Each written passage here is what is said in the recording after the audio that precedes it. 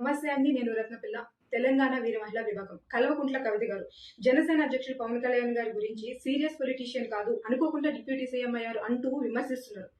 ఒక్క మాట మీరు చెప్పండి. తెలంగాణ సంస్కృతికి ప్రతినిధిగా బతుకమ్మ బ్రాండ్ అంబాసిడర్‌గా పేరు తెచ్చుకున్న మీరు ఇప్పుడు మద్యం లాబింగ్‌లతో సంబంధం ఉన్న ఒక వ్యక్తిగా ప్రజల ముందుకు రావడం ఇది నిజం కాదా? తెలంగాణ ఆడబిడ్డని అంటారు కదా! మరి తెలంగాణ ఆడబిడ్డలు ఏం నేర్చుకోవాలి మీ రాజకీయ జీవితం గురించి? ఎవరికి ఆదర్శంగా మీరు నిలిచారు? పబ్లిక్ సర్వెంట్‌గా కాకుండా పబ్లిక్ మార్కెట్ బ్రోకర్‌గా ప్రజలు మిమ్మల్ని చూస్తున్నారు. ఇది నిజం కాదా? పవన్ కళ్యాణ్ గారి గురించి విమర్శించేంత స్థాయి మీకెక్కడ ఉంది? మీ ఐడెంటిటీ ఏంటి అసలు? వారసత్వ రాజకీయాల్లో భాగంగా మీరు రాజకీయాల్లోకి వచ్చిన వ్యక్తి కాదా?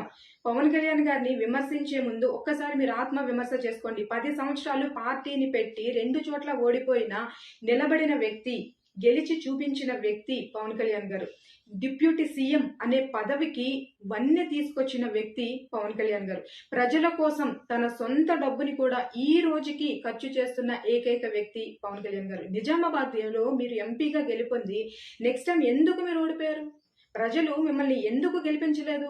ప్రజలు ఎందుకు మిమ్మల్ని చీకొట్టారు? ఓడిపోయిన తర్వాత మళ్ళీ మీ కుటుంబ రాజకీయాల వారసత్వంగా ఎమ్మెల్సీగా మళ్ళీ మీరు ఎన్నికయ్యారు. అంటే కుటుంబ రాజకీయం తప్పించి మీ సొంత ఐడెంటిటీ ఏముంది? లిక్కర్ స్కామ్‌లో జైలుకెళ్ళి మీరు వచ్చిన విషయం ఎవరికీ తెలీదనుకుంటున్నారా?